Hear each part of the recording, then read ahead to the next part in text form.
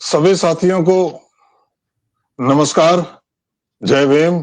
मैं कमल किशोर कठेरिया।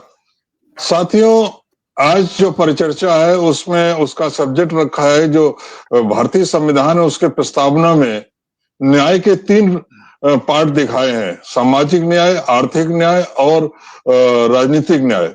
तो आज जो हम परिचर्चा रखे हैं वो सामाजिक न्याय के ऊपर रखे हैं कि सामाजिक न्याय को संविधान निर्माताओं ने इतना महत्व क्यों दिया कि उसको प्रियम्बल में भी स्थान दिया है।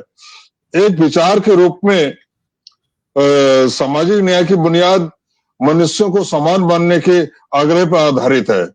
इसके मुताबिक किसी के साथ भी सामाजिक, आर्थिक, धार्मिक, लिंग, नस्ल और सांस्कृतिक पूर्वाग्रहों के आधार पर भेदभाव नहीं होना चाहिए।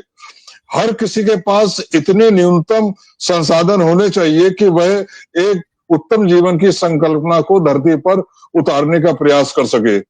मतलब ऐसा नहीं होना चाहिए कि एक व्यक्ति का पास तो इतना पैसा है कि वह लुटा रहा है और अयासी कर रहा है, और दूसरे के पास कुछ भी नहीं है कि वह दिन भर जब दिन में काम करता है तो उसे पता भी नहीं होता है कि शाम को वह जब सोएगा तो भूखे पेट सोएगा या उसके पेट में खाना होगा कि नहीं होगा।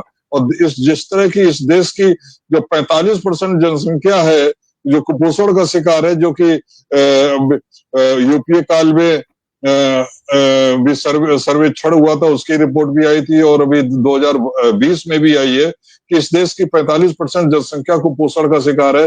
अर्थात ये वो लोग हैं जिनको भरपेट खाना नहीं मिलता, और मिलता भी है तो ये भी नहीं मालूम होता कि दोपहर को मिल रहा है तो शाम को मिलेगा कि नहीं मिलेगा।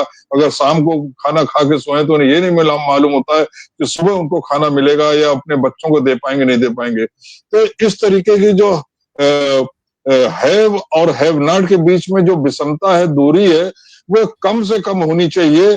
और इतनी कम होनी चाहिए कि जो गरीब आदमी भी है वो भी कम से कम आदर्श जीवन जी सके।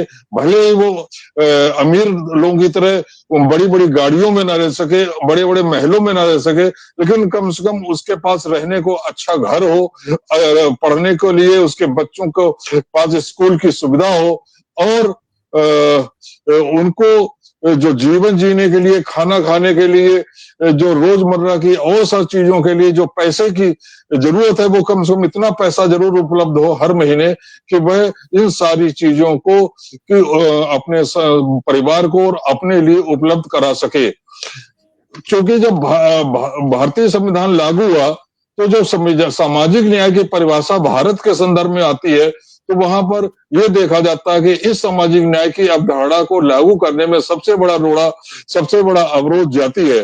क्योंकि इस जाति ने हजारों साल से इस देश में एक हैव और हैव नॉट्स के बीच में इतनी बड़ी खाई पैदा कर दी है कि इस देश का जो 85% जनसंख्या है, जैसे ओबीसी, एससी और एसटी में बांटा गया, वैसे तो 6000 से अधिक जातियों में बांटा गया है, लेकिन अगर 3 ग्रुप में बांटा जाए तो ओबीसी, एससी और एसटी में बटा हुआ है। इसको इनके पास ना तो शिक्षा का अधिकार था, ना ही संपत्ति का अधिकार था। इन्हीं में से देश की जो सबसे बड़ी गरीब जनसंख्या है वो इसी वर्ग से आती है, और जिसमें कि एससी और एसटी तो वो वर्ग है जिनको पशुओं से बदतर जिंदगी जीने को विवश किया गया। तो जब संविधान लिखा गया तो संविधान निर्माताओं के सामने ये प्रश्न खड़ा हुआ कि इनके साथ सामाजिक न्याय कैसे किया जाए। जब तक इंसान के बीच में जाति, धर्म, लिंग के आधार पर भेद बना रहेगा तो उनका विकास समान नहीं हो सकता। एक का विकास ज्यादा होगा, एक का विकास कम होगा, और इसलिए जो पीछे रह गए हैं उनको विकास की मुख्य धारा में लाने के लिए कुछ ना कुछ प्रावधान करने होंगे। तो जिस आधार पर आदमी पीछे रहता है, जिस आधार पर उसके अधिकार छीने जाते हैं, वही आधार विशेष प्रावधान के रूप में सामने आता है। उसी के आधार पर विशेष प्रावधान बनाए जाते हैं उस देश की सरकार द्वारा, यदि उसे उस वंचित समाज को विकास की मुख्य धारा में लाना हो। और इसीलिए आरक्षण का प्रावधान किया गया।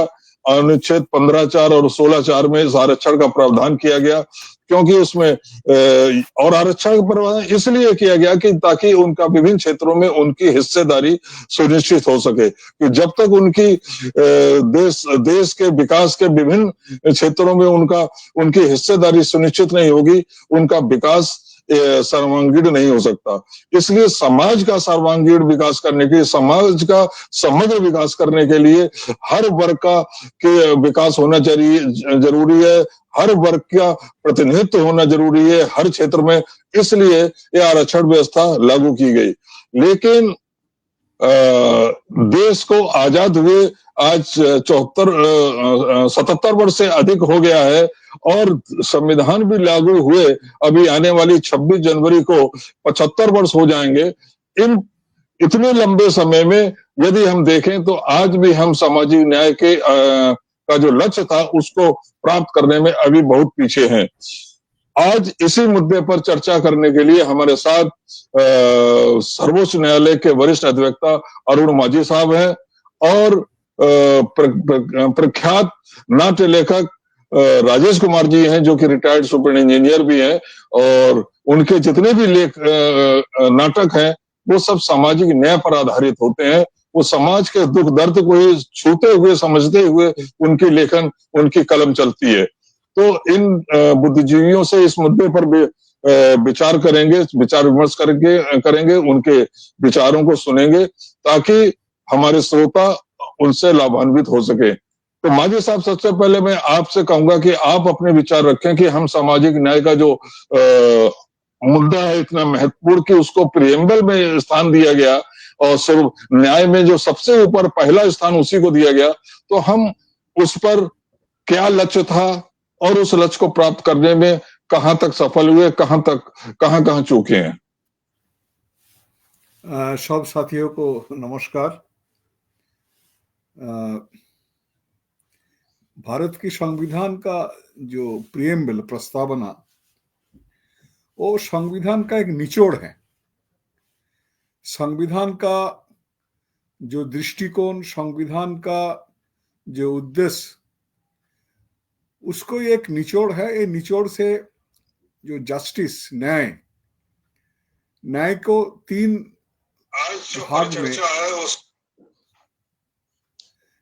तीन भाग में रखा है,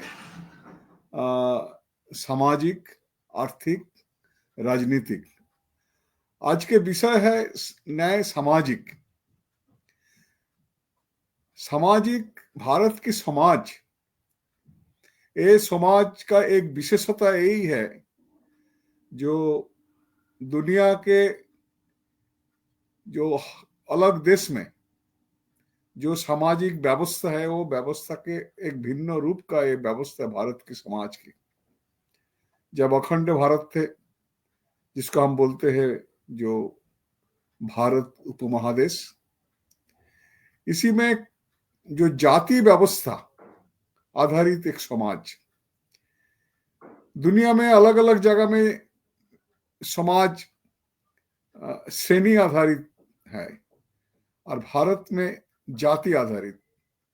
और ये जाति आधारित का मूल जो एक संज्ञा, एक डेफिनेशन, बाबा साहेब अंबेडकर खुद इसको संज्ञापित किया था, जो ग्रेडेड इनइक्वालिटी, जो हजारों सीढ़ियां, हजारों लेयर, ये दुनिया में कहां पे नहीं है। और जो नहीं, श्रेणी आधारित अलग जगह में है। भारत में तो जाति आधारित, ये भी श्रेणी आधारित है, दोनों ही है।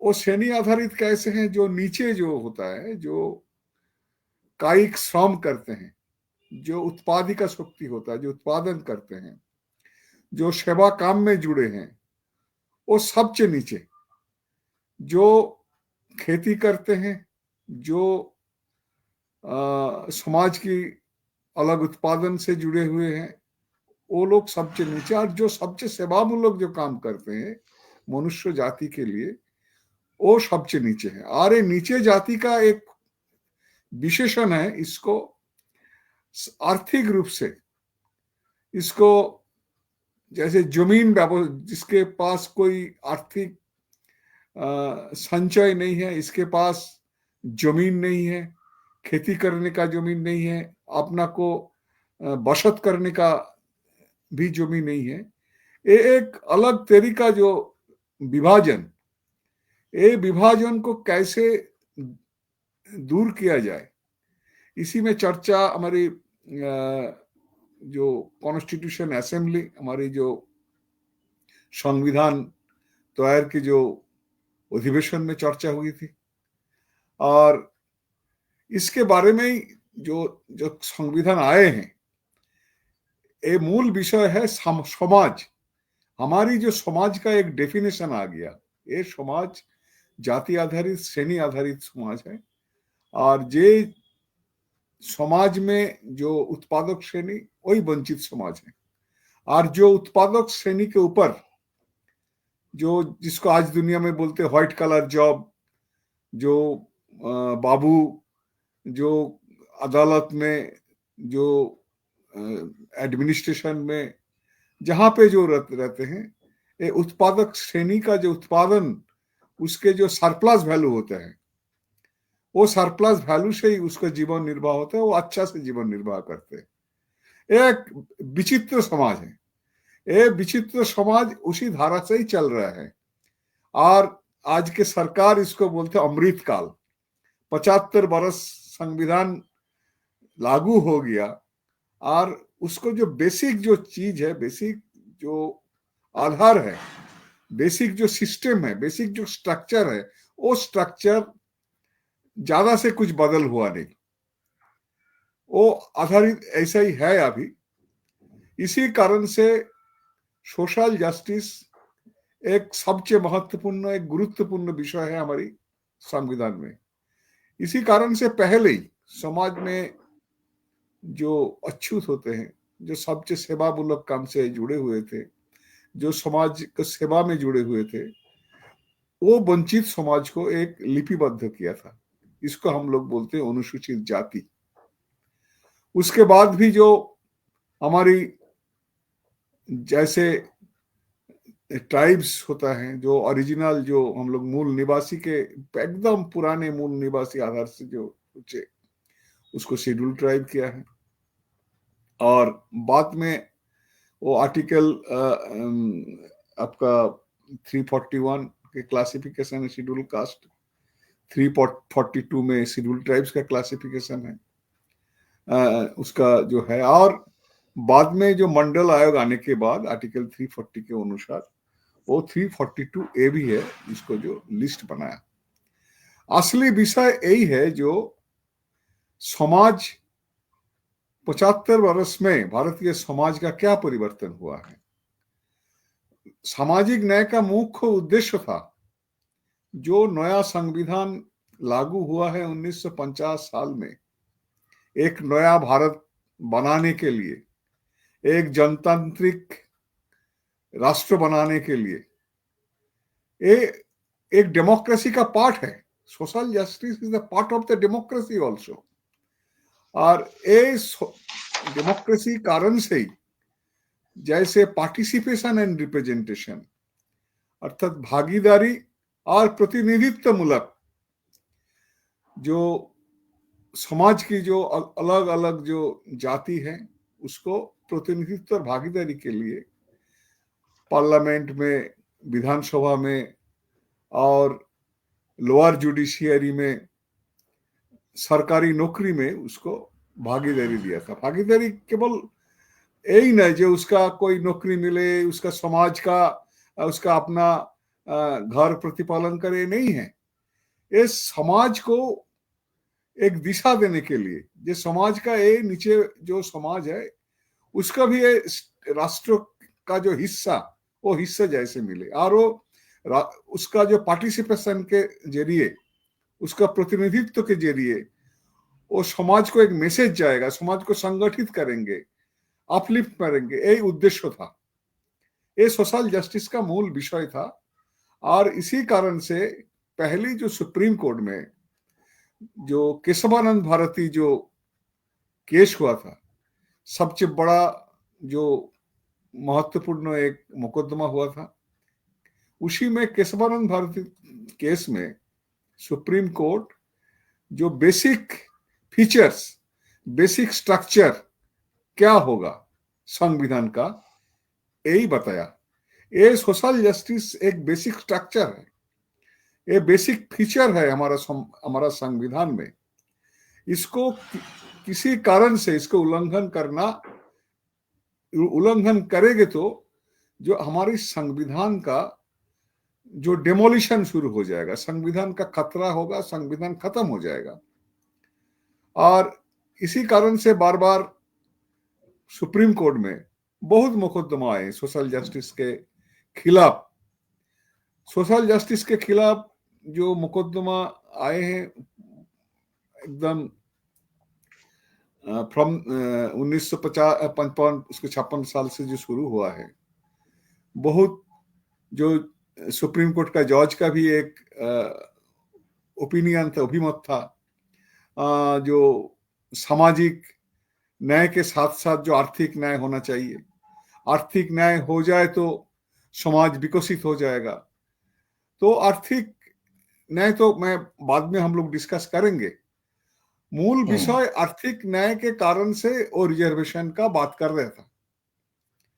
इसके बाद जो पहली जो केशवानंद भारती केस का जो एक गाइडलाइन दे दिया स्टेट को और जो राष्ट्र को, फिर भी विचार विमर्श करने के लिए, सुप्रीम कोर्ट का जजमेंट देने के लिए, हाई कोर्ट का जजमेंट देने के लिए एक गाइडलाइन, एक बेसिक स्ट्रक्चर, एक बेसिक फीचर, एक बेसिक गाइडलाइंस भी तैयार कर दिया। इसी कारण से जो उसके बाद 1992 साल में जो Indira Sahni versus union of India, जिसको मंडल कमीशन का जो जजमेंट बोलते हैं, ये सब बहुत बढ़िया जजमेंट है। इसमें बहुत डिस्कशन किया था एक कॉन्स्टिट्यूशन बेंच में, सोशली इकोनॉमिकली बैकवर्डनेस से शुरू करके फिर भी एजुकेशनल बैकवर्डनेस, समाज को एक डॉक्यूमेंट है वो मंडल कमीशन जजमेंट। एक सोशल एंथ्रोपोलॉजी, इकोनॉमिक्स के बारे में भी, सोशल इकोनॉमिक्स, पॉलिटिकल इकोनॉमिक्स के बारे में एक महत्वपूर्ण एक चर्चा हुआ था। इसी कारण से भी सुप्रीम कोर्ट उसी जजमेंट में जो संरक्षण को एक लिमिट में डाल दिया, वो लिमिट है 50%, से ज्यादा कोई संरक्षण होगा नहीं। ऐसा ही चल रहा था। और ये जो दृष्टिकोण को, ये जो सोशल जस्टिस का जो बेसिक जो फीचर, कॉन्स्टिट्यूशन का जो बेसिक स्ट्रक्चर, ये स्ट्रक्चर को हम लोग देख रहे हैं।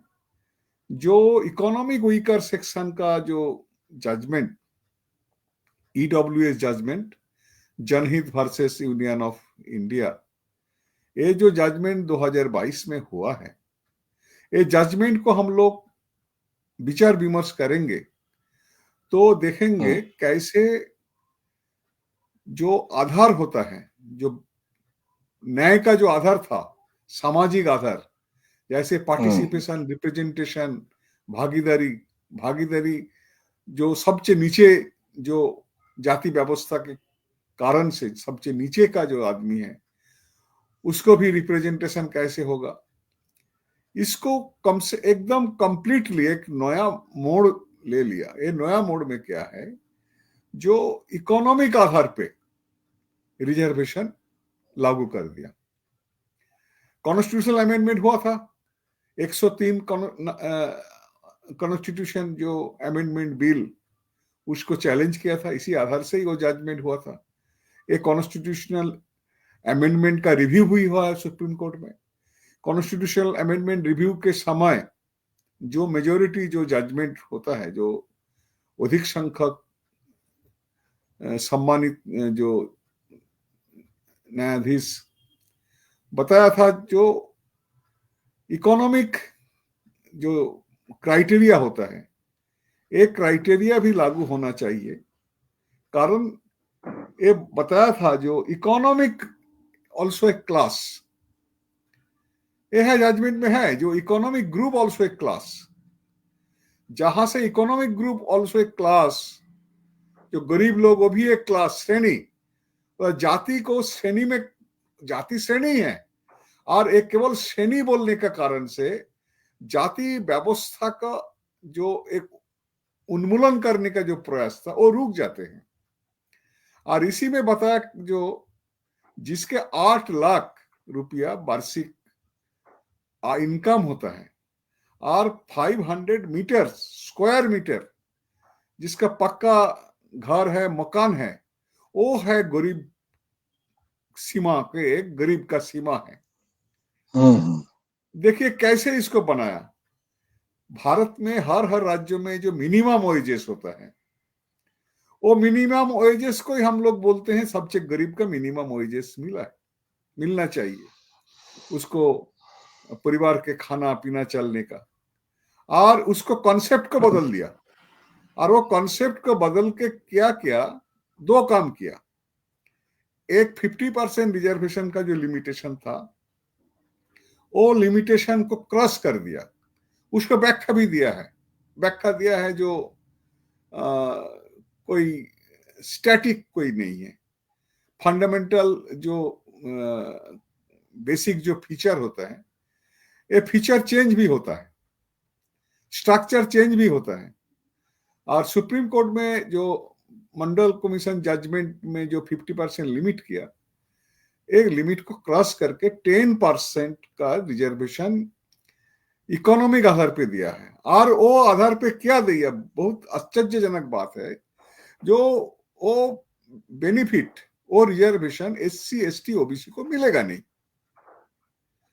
SC ST OBC समाज को रिजर्वेशन मिलेगा नहीं। इसके कारण है, ये भी एक वैषम्य है, ये एक डिस्पैरिटीज बोलते हैं।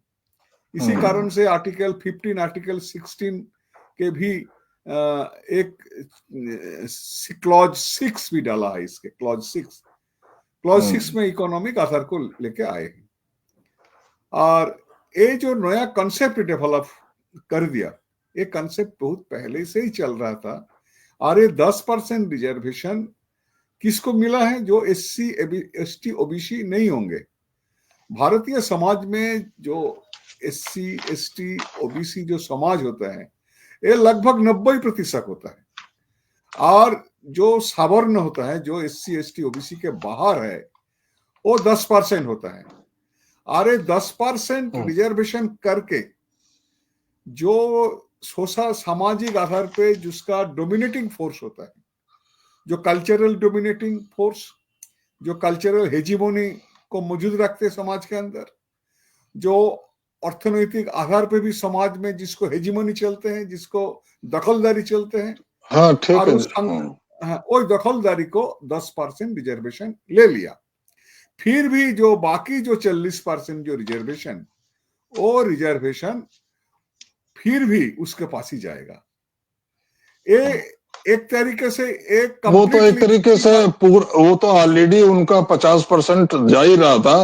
वो दिखाने के लिए कि हम जो है एक तरीके से वोट पॉलिटिक्स है, उसी में से काट के उन्होंने एक अपने वर्ग को दे दिया। वो तो वैसे भी वंचित समाज को नहीं मिल रहा था।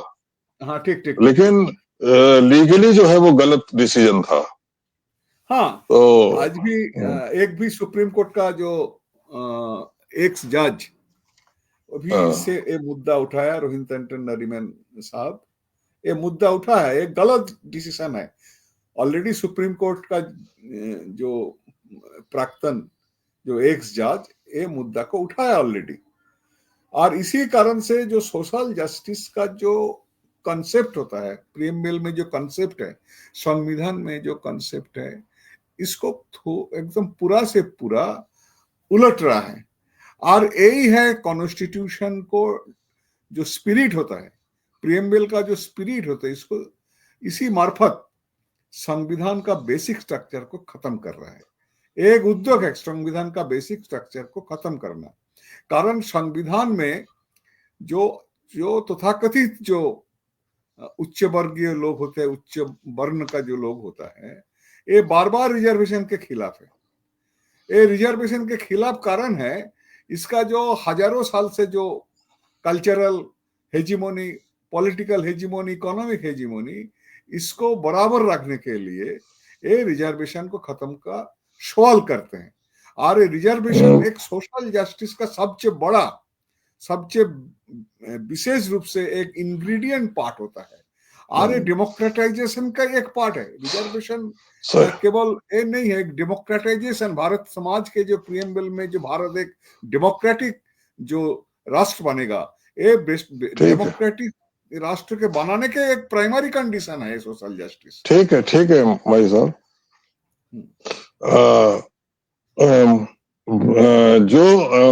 जो माजी साहब ने कहा कि एक वर्ग जो है जो आरक्षण का विरोध करता है, वो चाहता ही नहीं है कि ये समाज जो है विकास के मुख्य धारा में आए। असल में इसके वजह से या बहुत सारे कारण हैं, चूंकि इस देश का जो हैव नॉट है वो इस देश का SC OBC है, और उसकी जनसंख्या लगभग 85% है, और वो जैसे जैसे उनको शिक्षा मिल रही है वो अपने अधिकारों के लिए लड़ना सीख रहा है, तो उसी वजह से उनका पूरा गुस्सा जो है आता है तो संविधान के ऊपर आ जाता है। लोकसभा इलेक्शन में किस तरीके से संविधान के हटाने की बात की गई थी। आज आप देखिए कि आज की जो मैं घटना बता रहा हूँ, महाराष्ट्र में परभनी जिला है, वहां पर बाबा साहब अम्बेडकर की एक मूर्ति थी, उनके पास जो है उनके हाथ में हमेशा संविधान दिखा जाता है, तो वो एक संविधान की जो है वो भी एक तरीके से सीमेंट वगैरह की बना हुआ संविधान था, उसको तोड़ दिया गया और आज वहां बंद बुलाया गया था, जिसमें भारी संख्या में तोड़फोड़ हुई और जिसके वजह से पूरा एक तरीके से परभनी जिला जो है वहां हालत बहुत खराब हो गए, पुलिस को भी वहां भागना पड़ा। वहां ये तोड़फोड़ तो अम्बेडकर वादियों ने ही करी है, हमारे समाज के ही लोगों ने करी है, तो तोड़फोड़ से तो हम लोगों को बचना चाहिए। जो अभी हमारा विरोध है वो लोकतांत्रिक ढंग से होना चाहिए, लेकिन जो मुद्दा था कि वो संविधान को तोड़े, इसका मतलब आप सोचिए कि संविधान से कितनी अधिक नफरत है कुछ लोगों को कि उसकी अगर एक प्रति जो है सीमेंट के बनी हुई थी तो उसको भी तोड़ डाले। तो राजेश कुमार जी से मैं कहना चाहूंगा कि आप अपने विचार रखें इस मुद्दे पर कि जो सामाजिक न्याय का जो को जिसमें प्रियम्बल में इतना महत्व दिया गया कि आर्थिक न्याय और राजनीतिक न्याय को बाद में रखा गया, पहले नंबर पे सामाजिक न्याय को रखा गया, तो उसके ऊपर जो हम कहां तक पहुंचे और कितना अभी हम फेल हुए हैं, क्या कहां पर हमें अभी संघर्ष करना बाकी है। हाँ, नमस्कार साथियों। बिल्कुल 50-75 वर्ष जो है अगले साल हो जाएंगे संविधान सभा के संविधान को बने हुए, तो विश्लेषण करने की जरूरत तो है ही, या आज उसको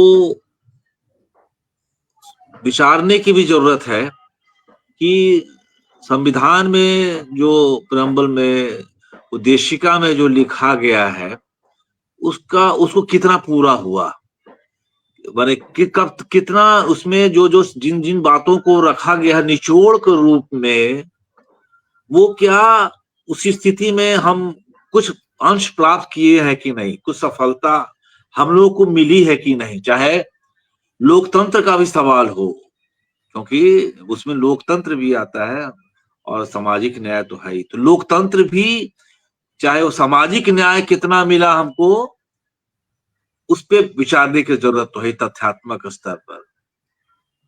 अगर लोकतंत्र पे ही अगर देखने, अगर किसी भी आदमी को ऐसा लगेगा कि जब एक किसी शहर में, संबल ऐसे शहर में दंगा हो जा रहा है और उसको काफी लोग मारे गए, या बुलडोजर के द्वारा एक खास कम्युनिटी को तोड़ने की कोशिश की जा रही है, उनके घरों को जबरदस्ती तोड़ने की, उनके आदमियों को गिरफ्तार करने की, और उसके विरोध में सवाल है कि जब उनके घर तोड़े जाएंगे, उनको जेल में डाला जाएगा उनकी संख्या को, तो वो अपने सवाल को कहां उठाएंगे? मीडिया आज के समय में मीडिया उनके सवाल को नहीं उठा रहा है, मीडिया इन सब सवाल को दरकिनार कर रहा है। और तब बचता क्या है ऐसे लोगों को? वो बचता ये है कि हम पॉलिटिकल ढंग से कैसे सवाल को उठाएं। जो उनके राजनीतिक पार्टी भी एक होती है जो विरोधी है प्रतिपक्ष का, जो एक बहुत बड़ा सहारा होता है। कुछ भी सब लोग डर जाएंगे, सब लोग चुप हो जाएंगे। सरकार, कार्यपालिका, न्यायपालिका कभी कभी कोई सवाल उठाने से चूक जाती है या शांत रहती है, तो कभी कभी जो प्रतिपक्ष की जो भूमिका होती है कि वो सवाल खड़ा करता है। लेकिन अब तो लोकतंत्र को सवाल को देखे, अगर उद्देशिका में जो लोकतंत्र को लेकर है, मजबूत लोकतंत्र, अगर कोई इन सवाल को उठाने की भी कोशिश कर रहा है, कोई एक टीम जो है मानवाधिकार की या कोई अगर पार्टी की जो है, लोग वहां जाना चाह रहे हैं उनको जानने के लिए, जानने का दायित्व तो है किसी भी राजनीतिक दल को। जब वो चुनाव लड़ रहा है तो उसके नेता को, प्रतिपक्ष के नेता को, उसको वहां जाने का अधिकार है और जानना चाहिए कि वहां क्या हो रहा है। आप कश्मीर की तरफ पूरा नेटवर्क का पूरा ऑफ करके, उसे कनेक्शन से काट करके, चारों तरफ सील बंद करके हम किस डेमोक्रेसी की बात कर रहे हैं?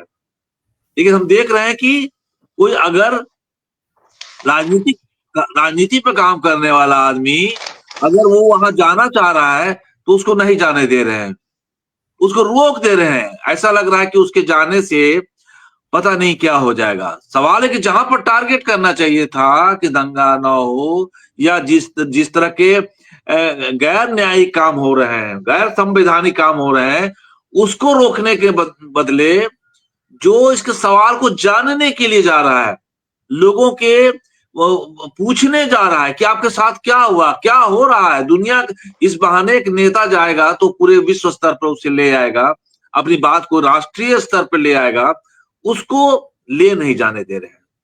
ये डेमोक्रेसी का एक बहुत बड़ा हनन हम देख रहे हैं और आए दिन इस तरह के उदाहरण हम देख रहे हैं।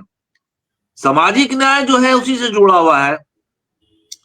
अगर सामाजिक न्याय अगर देखें, जो मूर्ति को तोड़ने की बात कर रहे हैं, ये आज से नहीं, जब से देश आजाद हुआ है वो अंबेडकर की मूर्तियां सबसे हमारे देश में ज्यादा तोड़ी गई हैं। गांधी की भी तोड़ी गई हैं। आजकल दोनों टारगेट पे हैं, गांधी और अंबेडकर। लेकिन अंबेडकर इसलिए ज्यादा है कि अंबेडकर के हाथ में, जैसा आपने बताया, संविधान है और संविधान में वो सारे सवाल उठाए गए हैं। सामाजिक न्याय की बात है, अगर संविधान ना हो, न्यायपालिका ना हो, तो जो हजारों वर्षों से हमारे देश में जो सामाजिक विसंगतियां हैं, जाति के आधार पर, वर्ण के आधार पर शोषण आज से नहीं हो रहा है। पूरा इतिहास उठा ले तो हजारों साल का उदाहरण हमारे सामने है। ऐसे अभी भी जहां पहले कुछ वर्ष तक, पहले 100 वर्ष, 150 साल पहले तक लोगों को सड़क पर निकलने नहीं दिया जाता था, जाति के आधार पर आपको किसी बस्ती में रहने नहीं दिया जाता था, बल्कि उनको आइसोलेटेड कहने को आज सबसे ज्यादा हिंदू के धर्म की बात हो रही है कि हिंदू, सनातन, ये शब्द फिर से रिवाइवल होकर आ रहे हैं। लेकिन उन्हें बस्ती में रहने का अधिकार ही नहीं था। जब भी रहेंगे वो दक्षिण टोले में रहेंगे, उनको दक्षिण टोला नाम ही हो जाता था। तो वो सामाजिक जो विसंगतियां हैं आज से नहीं है, हजारों साल से है। उनको शिक्षा और चिकित्सा ऐसे अधिकार तो उनको अभी भी, चूंकि आर्थिक रूप से कमजोर है, तो कहां से उनको मुहैया हो पाएगा। तो ये हमारे उसमें जो संविधान में लिखा हुआ है कि सामाजिक आधार पर जो बहुत पिछड़े लोग हैं, जिनको मौका नहीं मिला, हिस्सेदारी नहीं मिली। अब देखिए कि जहां 1850 के आसपास तक, अंग्रेज के आने के पहले शिक्षा की कोई व्यवस्था नहीं थी, पढ़ने नहीं दिया जाता था। सावित्रीबाई फूले सवाल जब उठाती हैं तो तमाम समाज के लोग उसका विरोध कर रहे हैं, उस पे पत्थर फेंक रहे हैं, कूड़ा फेंक रहे हैं, वो सब फेंक रहे हैं, अर्थात पढ़े नहीं। तो जिसी सामाजिक जो लोग थे, शोषित थे, उनके पास धन नहीं था, खेत नहीं था, उनके लिए दिया गया था कि सत्ता में भागीदारी हो, जहां 85% से लेकर 90% तक वो उनकी जनसंख्या है, और उनकी सत्ता में और यह समाज में अगर कुछ भी भागीदारी नहीं है, अगर 50 के पहले देख लीजिए, तो कहीं ना कहीं उस वक्त संविधान कर्ता के लोगों को, बाबा साहब अम्बेडकर को, तमाम उनसे जुड़े लोगों को लगा था कि इनकी हिस्सेदारी जरूरी है, क्योंकि ये लोग इतने पीछे है। एक धार्मिक रूप से वर्णवादी व्यवस्था के अनुसार हमने पढ़ाई उनके लिए बंदिश कर रखी थी, प्रतिबंध लगा रखा था। सेना में जब भी जाएंगे तो क्षत्रिय जाएंगे, पढ़ाई करेंगे तो ब्राह्मण करेंगे, पूरा मैथोलॉजी से लेकर हमारे इतिहास तक में ऐसे उदाहरण बने पड़े हैं। ये सत्ता में भी आपको नहीं भागीदारी शुरू से नहीं रही है। तो ये भागीदारी देने के लिए ही आरक्षण ऐसा ये दिया गया था कि सामाजिक स्तर पर जो बहुत नीचे हैं उनको, उनके लिए ये ऐसा प्लेटफॉर्म बनाया जाए। और वो पहले था कि 10 वर्षों तक के लिए दिया जाएगा और देखा जाएगा, इसका फिर से इसका विश्लेषण किया जाएगा, और अगर लगे कि लोग अपलिफ्टमेंट हो गया है तो इसमें पीरियड कम भी किया जा सकता है। लेकिन आज भी बरकरार है, इसलिए बरकरार है आरक्षण। अगर जिसका बहुत विरोध करते हैं लोग, मूर्तियां तोड़ते हैं, तो कहीं ना कहीं हमारे देश में क्या आपने बोला 10 वर्ष? पहले था कि 10 वर्ष तक आरक्षण की दिया जाएगा, इस तरह के नहीं, ये मैं करेक्ट कर दूं कि आरक्षण में कभी भी समय सीमा नहीं रही है। जो पॉलिटिकल रिजर्वेशन है वो 10 वर्षों के लिए किया गया, वो अभी भी 10 वर्ष के लिए है। हर 10 वर्ष बाद वो उसको बढ़ा दिया जाता है। जब 2000 तो इस तरह 10-10 साल का पॉलिटिकल रिजर्वेशन है, उसको हर 10 साल में बढ़ा जाता है और उसकी कोई मांग नहीं करता। लेकिन जो नौकरियों में रिजर्वेशन है या एजुकेशनल इंस्टीट्यूट में रिजर्वेशन है, वो वहां पर वो रिजर्वेशन नहीं, वो हिस्सेदारी का मामला है। और जब तक उसमें क्लियर लिखा हुआ कि जब तक जाति, धर्म, लिंग के आधार पर यदि उनकी हिस्सेदारी, उनका प्रतिनिधित्व में समुचित नहीं हो पा रहा है तो राज्य विशेष प्रबंध करेगा। तो जब तक जाति भेदभाव है तब तक आरक्षण रहेगा। हाँ, तो ये लेकिन स्थिति ये है कि 75 वर्ष के बाद भी अगर हम देख लें, संविधान बनने के 75 वर्ष पूरे होने वाले हैं, ये इसमें कोई बहुत ज्यादा तब्दीली हम नहीं देख रहे हैं। अगर हम आंकड़ा ही देख लें, मेरे पास उस तरह का आंकड़े आजकल अखबारों में आते रहते हैं कि आप पत्रकारिता को ही देख लें, जो आपकी हमारी आवाज को उठाने वाला है, बात को रखने वाला है, 95% जो है, 96% जो है वो अपर कास्ट के लोगों की उस पर वर्चस्वता है। 1-2% चाहे अल्पसंख्यक हो, 1-2% SC ST के लोग हों। तो जब एक बहुत बड़े पत्रकारिता या इलेक्ट्रॉनिक्स मीडिया में आपकी भागीदारी नहीं है, तो सवाल है कि आपके सवालों को कैसे रखेगा। इसलिए होता क्या है कि जब भी आरक्षण के कोई हवा चलती है तो पूरा मीडिया इस तरह से प्रचारित करने की कोशिश करेगा कि ये जो है ये खत्म होना चाहिए और बहुत दिनों से लागू हो रहा है, और जबकि उस यथार्थ को छुपाने की कोशिश करते हैं। अभी तो दिल्ली विश्वविद्यालय ऐसा एग्जाम्पल आ रहा है कि वहां पर नॉट फाउंड सुटेबल ये कहते हुए बहुत सारे जो 27% के जो आरक्षण है, 27% के आरक्षण में आपको उनको धीरे धीरे कम करते जा रहे हैं। इसलिए आपको एजुकेशन हो, चाहे जुडिशरी हो, चाहे पत्रकारिता हो, चाहे बहुत सारे जो ऐसे बहुत ही जो जनता से सीधे जुड़ने वाले क्या कहते हैं पोस्ट हैं या मंत्रालय हैं, आपको इसमें देखेंगे कि इनकी हिस्सेदारी बहुत कम है। जहां पर हमें हिस्सेदारी 75 साल के तुलना में रिस्पेक्टेबली 1% और बढ़ना चाहिए हमारा प्रतिशत। लेकिन जैसा कि तथ्यात्मक है कि पता चला कि यूनिवर्सिटी में, पूरे देश के भारतीय यूनिवर्सिटी में कहीं भी SC ST OBC का कोई वाइस चांसलर नहीं मिलता है। BHU ऐसे जगह, BHU ऐसे में कोई हेड ऐसा नहीं मिलेगा जो SC ST OBC का हो। तो ये जबकि 27% आरक्षण है उनका, उस पे भी एक नया जो 8 लाख का लेकर 8 लाख का जो एक बहुत बड़ा आ गया है, उससे क्या होता है कि एक बहुत बड़े प्रतिशत को, बहुत बड़े हिस्से को वो उसपे किनारे कर देता है। सवाल है कि ये भी अगर आप किसी आदमी को क्रीमी लेयर में भी लाते हैं 8 लाख से ऊपर, सामाजिक जो न्याय, उसको जो सामाजिक न्याय या आरक्षण भी जो बात थी वो उसके जाति के आधार पर था।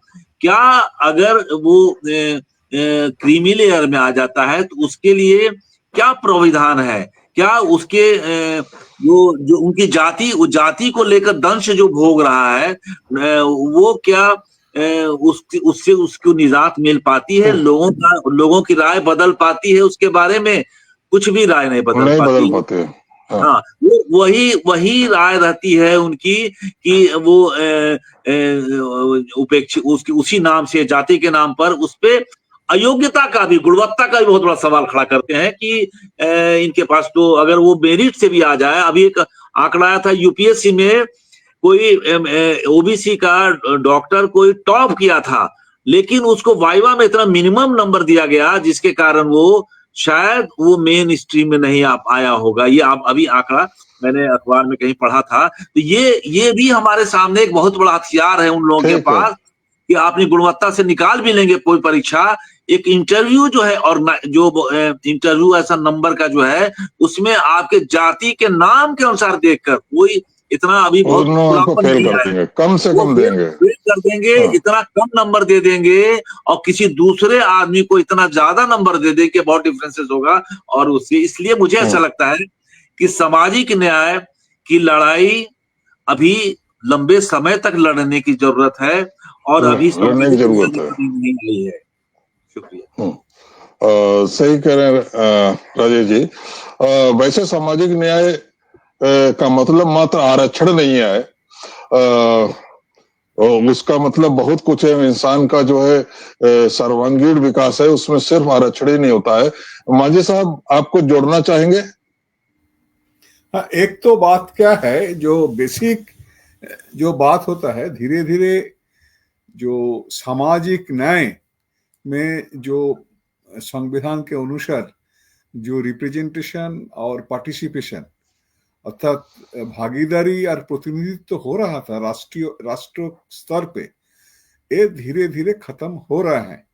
फिर भी अगुवाई दिन से भी हम लोग देखेंगे, मैं केवल बोल रहा हूँ, जो 106 जो कॉन्स्टिट्यूशन अमेंडमेंट के कारण से महिला को आरक्षण दिया है, जो महिला को आरक्षण दिया है, हम लोग अगुवाई दिन से देखेंगे भी एक केवल तथाकथित उच्च जो अपर कास्ट का जो महिलाई को सब रिप्रेजेंटेशन आएगा, अलग भी, वो भी एक इसी जो चर्चा हुआ था भी पहले, ये भी चर्चा हम लोग को जारी करके रखना ही है। कारण हर जगह से ये आरक्षण को अल्टरनेटिव जो आरक्षण हो रहा है 10% महिला आरक्षण होना चाहिए, तब भी हम लोग देखेंगे उधर भी ओबीसी महिला का भी आरक्षण होना चाहिए था, ये भी किया नहीं। इसके कारण क्या है, इसी करके धीरे धीरे सारी सोशल जस्टिस का जो एक स्कीम था, एक उद्देश्य था सामाजिक न्याय का, उसको खत्म कर देंगे धीरे धीरे, सुप्रीम कोर्ट के मार्फत भी हो और पार्लियामेंट के मार्फत भी हो। यही असली बात है। तो जैसा कि मैंने कहा साथियों कि सामाजिक न्याय का अर्थ मात्र आरक्षण नहीं है, क्योंकि आरक्षण तो सामाजिक न्याय को प्राप्त करने का एक तरीका मात्र है कि हमारे जो वंचित समाज है, जो विकास की मुख्य धारा में आना तो दूर, विकास से ही बहुत दूर पीछे रह गया है, वो किस प्रकार जल्द से जल्द विकास की मुख्य धारा में आए, ताकि वह समाज के दूसरे वर्गों के साथ कंधे से कंधा मिलाकर उनके साथ कम्पीट कर सके। और इसके लिए चूंकि जाति एक वहां पर बाधा है, तो जाति के आधार पर विशेष प्रावधान किए गए ताकि उनको उनका प्रतिनिधित्व विभिन्न विभागों में, विभिन्न क्षेत्रों में सुनिश्चित हो सके। और चूंकि नौकरियां शिक्षा के द्वारा ही मिल सकती है, और सबसे अधिक जो पिछड़ा है ये वंचित समाज, एससी ओबीसी, वो शिक्षा के क्षेत्र में पिछड़ा है। और इसीलिए शुरू में जो शिक्षा प्रणाली अपनाई गई, उसमें जो है, जो शिक्षा को जो है सरकारी क्षेत्र में रखा गया, केवल उच्च शिक्षा को निजी क्षेत्र में रखा गया। लेकिन धीरे धीरे जिस तरीके से शिक्षा का व्यवसायीकरण हुआ कि अब जो प्रारंभिक शिक्षा के स्कूल हैं, वो जो कि म्युनिसिपैलिटी वाले चलाते हैं, वो इतनी उनकी खस्ता हाल स्थिति में है कि वहां पर कोई भी जरा से भी पैसे वाला जो आ जाता है तो वो अपने बच्चे को पढ़ाना वहां पसंद नहीं करता। एक मध्यम क्लास का आदमी भी अपने बच्चे को पढ़ाना पसंद नहीं करता। वहां पे ना तो वहां बैठने की जगह होती है, ना वहां पंखा होता है, गर्मियों में वहां पे कोई सुविधा नहीं होती है, बैठना मुश्किल हो जाता है, और बिल्डिंग की हालत इतनी बेकार होती है कि अगर बारिश होने लगी तो बहुत कमरे में बारिश का पानी टपक रहा हो, और दूसरे वहां पर कभी यहाँ तो स्थिति इतनी खराब है कि वहां पर तो जो बच्चों को अगर भेजते हैं तो वो जो मिड डे मील वगैरह में खाना मिलता है, तो बहुत से तो गरीब केवल उस खाने की वजह से अपने बच्चों को भेज देते हैं। और अब धीमे धीमे इस तरीके से जो प्राइमरी शिक्षा में भी जो है व्यवसायीकरण इतना हो गया है कि वहां जो आम SC OBC अपने बच्चों को पढ़ा नहीं सकता। तो एक तरीके से शिक्षा का व्यवसाय करके ज्यादा उसको महंगा किया जा रहा है, जिससे कि आम OBC, आम SC अपने बच्चों को वो शिक्षा, अच्छी शिक्षा, क्वालिटी वाली शिक्षा न दे सके। और जब क्वालिटी वाली शिक्षा नहीं मिल पाएगी तो वो नौकरी के लिए जाएगा कैसे? क्योंकि जो नौकरियों के अवसर हैं ज्यादातर निजी क्षेत्र में जा रहे हैं, और निजी क्षेत्र में रिजर्वेशन होता नहीं, वहां पर उनको उन बच्चों से का सामना करना पड़ेगा जो कि प्राइवेट स्कूलों से पढ़कर आए हुए। तो ये सारी समस्याएं हैं। इसीलिए बाबा साहब ने शिक्षा पर इतना जोर दिया था। उन्होंने कहा था शिक्षा शेरनी का दूध है, जो पिएगा उसको वो दहाड़ेगा। लेकिन शिक्षा को महंगी करके SC OBC से दूर करने का प्रयास किया जा रहा है। अब ये देखिए कि जो वंचित समाज है, खास पर SC और OBC है, और उसमें भी जो SC और ST समाज है, उनकी स्थिति इतनी खराब है, जैसे मैंने कहा कि वो अधिकांश तौर पर अपने बच्चों को पढ़ने के लिए जो सरकारी स्कूल भेजते हैं, तो इसलिए नहीं भेजते हैं कि वहां पर उन्हें मालूम है बहुत अच्छी एजुकेशन मिलेगी, वो मजबूरी में भेजते हैं। उनमें अधिकांश तो वो होते हैं जो सोचते हैं कि वहां से मिड डे मील मिल जाएगा, कुछ खाने को मिल जाएगा। ड्रॉप आउट रेट इतना ज्यादा है कि जो सर्वे है उसके हिसाब से 40%, जो सरकारी आंकड़े हैं, 40% बच्चे जो है कक्षा 8 तक पहुंचने से पहले स्कूल छोड़ देते हैं, और 12वीं तक जो है 50% बच्चे स्कूल छोड़ देते हैं। तो बताइए, जब इतने बच्चे लोग जो है स्कूल ही छोड़ देंगे तो वो नौकरी कहाँ से पाएंगे? और वो नौकरी जो कि प्राइवेट सेक्टर में ज्यादा है। तो इसलिए, और वो भी उस समाज की जिसमें कि आधी से ज्यादा आबादी जो उनकी रोटी के लिए मोहताज है, उनको यही नहीं मालूम होता है कि वो खाना शाम को खा पाएंगे नहीं खा पाएंगे। दिन भर वो जो कमाते हैं वो केवल वो दूसरे दिन के लिए नहीं कमाते हैं, उनकी कोशिश रहती है कि इतना कमा लेंगे शाम को अपने बच्चों के लिए रोटी का इंतजाम कर सके। तो ऐसे वर्ग को इस गरीबी से निकालना भी सामाजिक न्याय है। वो इस गरीब वर्ग के लिए शिक्षा कोई महत्व नहीं है, इस गरीब वर्ग के लिए आरक्षण कोई महत्व नहीं है। वो तो केवल उसके लिए तो सबसे बड़ी चीज यही है कि अगर आप उसको गरीबी से बाहर निकाल के उनको ऐसी मजदूरी दे दो कि अपने बच्चों का वो ठीक से भरण पोषण कर सके, तो ये भी सामाजिक न्याय है। जहां तक सवाल इस बात का है कि हम सामाजिक न्याय के क्षेत्र में हमारी सरकारें फेल क्यों हुई है, तो सरकारों का काम तो मालूम है कि कैसा होता है। इसी समाज के लोग सत्ता में बैठे हैं। अब आप देखिए कि इलाहाबाद हाईकोर्ट का जो एक जज है, उसने किस तरीके का बयान दिया है, शेखर यादव ने। तो चाहे जुडिशरी में जब इस तरीके के लोग घुसे, तो सरकार में भी उसी तरीके के लोग घुसे होते हैं। तो वो तो हमारे समाज का ही प्रतिनिधि होते हैं ना। तो जो समाज की सोच होती है वही वहां पे सोच होती है। तो वोट लेने के लिए अलग सोच होती है, और बाद में शासन करने के लिए अलग सोच होती है। मैं एक उदाहरण देना चाहूंगा कि जैसी स्थिति यहाँ पर SC समाज की आज से 70-80 साल पहले थी, उससे ज्यादा खराब स्थिति अमेरिका में अश्वेत वर्ग की थी। लेकिन वहां पर 50 और 60 के दशक के बीच में भीषण दंगे होते थे गोरे और अश्वेत लोगों के लिए, गोरे और काले लोगों के लिए। लेकिन उनकी मानसिकता धीमे धीमे बदली। उन्हें लगा कि नहीं, अगर हमें अपने को विकसित कहलाना है तो हमें ये जो अश्वेत वर्ग है, काले हैं, इनके विकास में भी हमें पूरा ध्यान देना होगा। और उसके बाद ये हुआ कि जो अफर्मेटिव एक्शन के तहत वहां की तमाम निजी क्षेत्र कंपनियों में उनकी भर्ती शुरू की गई। वहां कोई आरक्षण नहीं है, कोई गवर्नमेंट का दबाव नहीं है, एक नीति बनाई गई कि हर कंपनी अपने यहाँ अश्वेत को भी नौकरी देगी। अगर अश्वेत मेरिट में कम पाता है तो उनको विशेष ट्रेनिंग देते हैं और आने वाले 6 महीने बाद उनको कुशल बना के नौकरी देते हैं। लेकिन वो नौकरी अवश्य उनको देते हैं, कोटा उनके लिए हमेशा रखते हैं। आप फिल्मों में देखिए, हॉलीवुड की बहुत सारी फिल्में आपको ऐसी मिलेगी जहां पर एक ना एक काला व्यक्ति जरूर मिलेगा। मतलब 50 और 60 के दशक के बाद ये स्थिति हो गई कि अगर हॉलीवुड कोई फिल्म बना रहा है, वहां पे अश्वेत कलाकार को नहीं रखा जा रहा, तो लोग फिल्म देखना बंद कर देते थे। वो कहते थे इसका प्रोड्यूसर और डायरेक्टर बहुत ही घटिया सोच का है। जो वहां पर फोर्ड और जनरल मोटर जैसी कंपनियां जब वार्षिक रिपोर्ट निकालती हैं तो वो बताती हैं कि हमने अपने वार्षिक बजट का कितना पैसा जो है अफर्मेटिव एक्शन पर खर्च किया, मतलब अश्वेत वर्ग को आगे उठाने में खर्च किया। तो ये मानसिकता का मामला है। वहां के लोगों की मानसिकता बदली।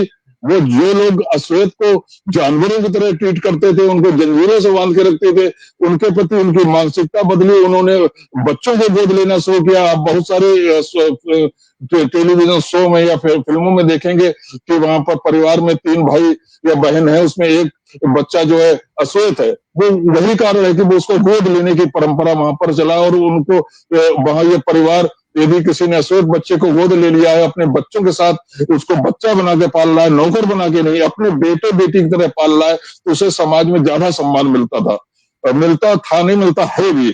तो इस तरह की जो मानसिक सोच की वजह से वहां पर अश्वेत और श्वेत के बीच में खाई कम हुई, अभी भी है। क्योंकि जैसे कि अभी कुछ दिन पहले जो कोरोना काल था, उसी समय वहां पर एक अश्वेत की हत्या कर दी गई थी। वहां पे काफी नस्ली दंगे भी हुए थे। तो भेदभाव अभी भी है, लेकिन अगर आज से आप 60-70 साल पहले की तुलना करें तो वो बहुत बड़ी मात्रा में वो भेदभाव कम हुआ है। मैं समझता हूं कि अगर उस समय से करें तो आज वो भेदभाव 10% के आसपास रह गया। लेकिन भारत में यदि देखा जाए तो भेदभाव जो है 10% कम हुआ है या 20% कम हुआ है, 80% आज भी भेदभाव है। अगर थोड़ा बहुत भेदभाव कम हुआ है तो शहर में कम हुआ है, वरना गांव में तो भेदभाव आज भी है। तो ये सोच का भी मामला है। समाज जब तक अपनी सोच नहीं बदलेगा तब तक हम सामाजिक न्याय के लक्ष्य में बार बार फेल होते रहेंगे। लेकिन जैसा कि अभी हमारे सभी लोगों ने कहा कि ये सामाजिक न्याय के क्षेत्र में हम अभी